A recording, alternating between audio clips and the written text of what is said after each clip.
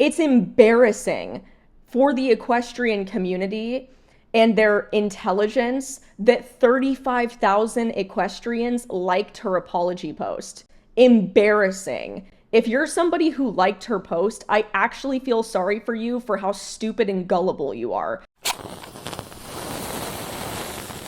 Hey bitch, and welcome back to another video. Another day, another pro rider getting exposed for horse abuse. Is anybody surprised? No. And you know what? If you're gonna pretend to be surprised by this, it's just fake outrage at this point. There's not a single person in the horse world that is legitimately surprised by the fact that one of the top equestrians in the industry was just exposed for horse abuse with a vile, disgusting, embarrassing, horrendous video. I literally had secondhand embarrassment when I saw this, and I've known for a while that this woman is this way. I've heard many stories about her in the industry. I've also seen other videos of her abusing horses and heard of abusive training practices. So honestly, no, I'm not surprised, and neither should anybody else. You should not be surprised whenever a pro rider gets exposed for horse abuse,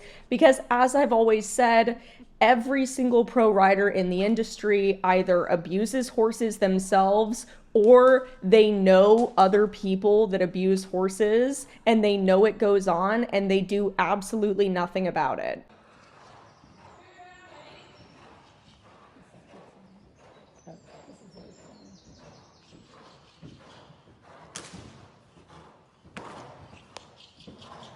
So after this video came out where Charlotte was exposed for relentlessly beating a horse with a whip during training, her response is beyond pathetic and potentially the most embarrassing thing I've ever seen in my life. She released a statement that says, "A video has emerged from 4 years ago, which shows me making an error of judgment during a coaching session.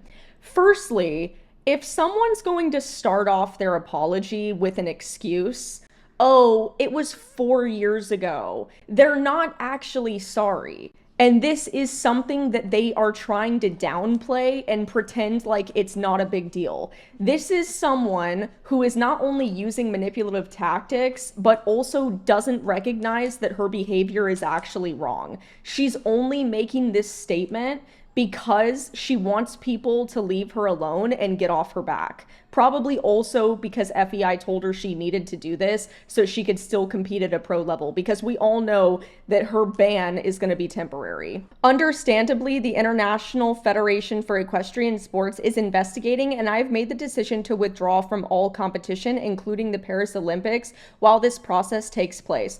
Ooh, wow. She was going to be cut from the Olympics anyway. And she went ahead and withdrew to make it look like it was her own personal decision. It wasn't. What happened was completely out of character and does not reflect how I train my horses or coach my pupils. Don't believe for a single second that any pro rider who's caught red-handed abusing a horse casually in a riding lesson and people are laughing about it, that this is a one-time thing.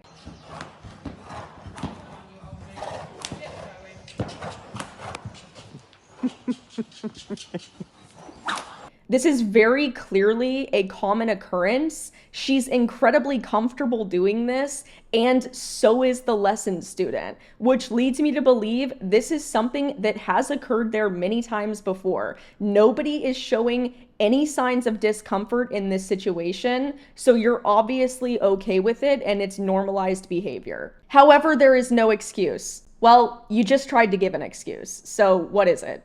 I'm deeply ashamed and should have set a better example in that moment. You just shouldn't be an example at all, actually. We shouldn't even have horses in the Olympics or at professional riding events anyway, which I'm going to get into in just a minute. I'm sincerely sorry for my actions and devastated that I have let everybody down, including Team GB, fans, and sponsors.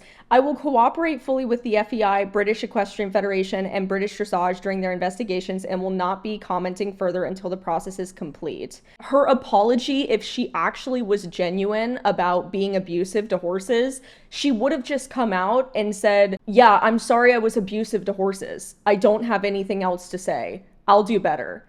That's what you say if you're actually sorry about it. But she's not, because she didn't even apologize in this statement for the other situation that was exposed, I think a few weeks ago or a few months ago. Where was the apology for this, Charlotte? Oh, yeah, it's because you're not actually sorry. It's embarrassing for the equestrian community and their intelligence that 35,000 equestrians liked her apology post. Embarrassing. If you're somebody who liked her post, I actually feel sorry for you for how stupid and gullible you are. The horse starts waving its tongue at the judges here, does it again here, and then really flaps in the wind here. Okay, let's start with these lips. Well, I don't think this is specifically marshmallow fluff. The new trend is to feed your horse those little tiny marshmallows that go on your ice cream, and then you get this look, which looks a little more natural. So I'm not saying this is fluff. I'm just not saying it isn't. The noseband, nice and loose here, you notice. It looks really comfortable. The horse has a happy eye. But when you take a closer look at the riding shots versus the glamour shots, look how tight the noseband is. None of this is new. Pro riders have been exposed for abusing horses for several decades. And you know what happens? FEI gives them a slap on the wrist, and then within a few months to a year, they're allowed to compete again. And a lot of these news articles that were written about them and their abuse is deleted, so nobody can find it anymore, and there's no record of it available on the internet. It's kind of funny how more than half of the pro riders that I've personally made videos about, now when you go back and you try to find articles about the incidents of abuse that they perpetrated, you can't find them anymore on the internet. The only thing you can find are my videos, because I refuse to delete them no matter how many pro riders send me legal threats via mail. And a lot of them do. And too bad, sue me. I'm not taking any of my videos down. And FEI defending them is actually a joke. They literally allow almost every single professional rider to actively break the rules and animal welfare regulations that they themselves set. Pro riders make all other equestrians look bad. And the fact that any equestrians want to stand by and defend these pro riders, either they're dumb and they're easily manipulated by these people, or they also abuse horses, and that's why they're defending it. And that's why I'm gonna be escalating this situation as far as I possibly can. It's honestly time that something is actually done about this. And that's why I started my change.org petition, because this is something that I'm going to try to escalate as far as possible. And honestly, if you don't sign the change.org petition, don't pretend to care about horses, because all these people who want to be fake outraged and pretend to be upset about it, they're just gonna stop talking about it in a few days and then go on with their life. And then when someone else gets exposed, they're gonna pretend to be fake outraged about it again, and the cycle continues.